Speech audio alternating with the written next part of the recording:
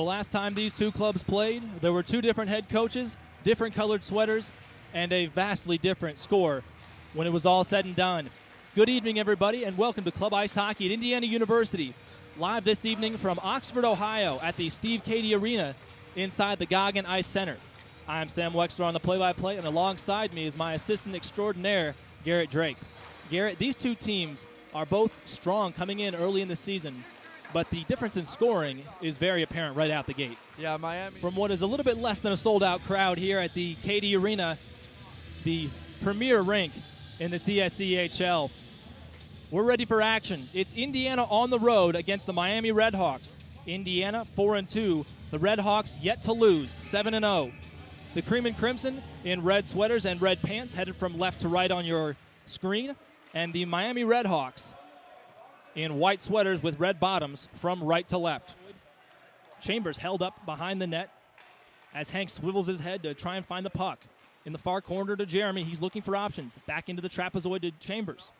To the far side, again, a quick pass along the face of the goal, a quick smash by Kenyon. He can't get it to go. Still dangling around behind the cage, and Miami will carry it out of their own end with 20 seconds remaining on the power play for the Cream and Crimson. Just about 17 minutes to go here in the first period. 3 minutes elapsed, and already some hits and some action. Puck being batted out of the air. Bonecutter watches it go under his legs and then trips up a Miami skater, but no call. 12 and a half to go here in the first period. Still no score. Kissel watches behind his back before making a decision and then throws it across the blue line. Madsen down low, a quick deflection, and they score just as we got the camera back to work. And Miami scores on the power play with 29 seconds remaining. We'll have to look to the score sheet to see who's going to be credited with this goal. Looks like it will be Will Kling on a weird deflection and bounce that jumped over the left leg of the netminder for Indiana, Sammy Billis. Another unlucky bounce. That's the third time in the last week or so that we've seen Billis get a weird deflection or bounce from point blank and end up with a tally on the board. Side. Now over towards Simoneau at the left circle. He flings a shot on. The wrist shot is unsuccessful.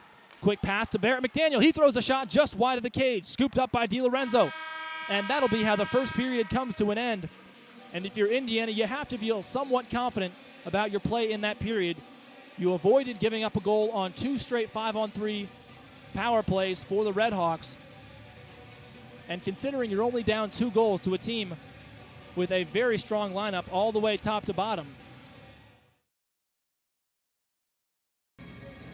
And we are back from the Goggin Ice Center at Coach Cady Arena here in Oxford, Ohio for period number 2 between the Miami RedHawks and Indiana. Miami leading 2-0 currently as they control the opening faceoff of the second period. The first period goals for Miami were scored by Jacob Schmidt. He was able to get one towards the end of the first. Will Kling scored the other one. The puck is brought into the zone by Krush. He flips one on net, and it is grabbed, and Krush runs into a man after the play, and we might have some punches being thrown here. Krush gets a glove to the face. And he is lobbying for his case, Garrett. He is trying to stick up for himself, but got a full face wash, shampoo and all. Well, we know Vlad never backs down from anybody. I was surprised to see that didn't escalate into something more there. And Coach... Well, Garrett, another good period for Indiana. And considering that Miami does even better in the middle frame, outscoring opponents 20-2 this season, they've held them goalless, knock on wood, through 19 minutes. We'll have to see if that holds true with these 55 seconds remaining. No penalty call there, thankfully, for Indiana, as we're now down to 6 seconds. It's played in at the blue line and deflected, but it goes wide of the net, and that will do it for the second period. Just as we were at the end of the first, Miami continuing to lead 2-0, and Indiana's defense played a lot better in the second period than they did in the first, Sam. And network. Through 2 periods, it's a 2-goal margin. The Miami RedHawks here at home leading the Indiana Cream and Crimson. 5 minutes remaining in this game. Indiana still down by 2. Miami had 2 goals way back in the first period and have been held scoreless since. And now on the near side, here come Miami. Puck cross with the neutral zone. Moving in. That's to the stick of Madsen. He shoots and scores. Madsen with the wrist shot from in between the two circles, and it is now 3-0 in favor of Miami. And Indiana really struggling to mount an offensive presence of any kind here in this contest between one of, if not the best team in the TSCHL. And now having a word with the officials is Bryce Hatton, the head coach for Miami. This is his first season as the D2 head coach. Last year he was with the D3 team here in Miami. He actually graduated in 2020 from this school and was an NCAA D1 player for Miami's premier team. So he's played on this rink all the time in the past 5 years. He's no stranger to this barn. Still having a word, trying to figure out what the situation is. I think we might have some blood going on with the official that fell on the faceoff at center ice earlier in the period. I think that's what the situation is here. Deflection. Instead of icing, it'll be waved off. Gamakia collects it on his own side.